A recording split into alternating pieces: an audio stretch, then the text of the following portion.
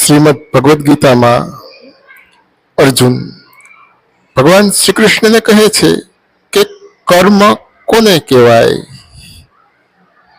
ભગવાન શ્રી કૃષ્ણ કહે છે મનુષ્ય ફળની ઈચ્છાથી શાસ્ત્રમાં કહ્યા છે એ પ્રમાણે કોઈ કાર્ય કરે ત્યારે એને કર્મ કહેવાય છે. અર્જુન ભગવાન શ્રી કૃષ્ણને કહે છે કે અકર્મ કોને કહેવાય? ભગવાન શ્રી કૃષ્ણ કહે છે મનુષ્ય ફળની ઈચ્છા રાખ્યા વગર શાસ્ત્રમાં કહ્યા છે એ પ્રમાણે કાર્ય કરે છે ત્યારે એને અકર્મ કહેવાય છે.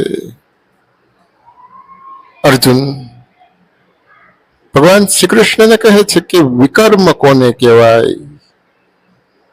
ભગવાન શ્રી કૃષ્ણ કહે છે મનુષ્ય શાસ્ત્ર વિરુદ્ધ જે કાર્ય કરે છે એને વિકર્મ કહેવાય છે.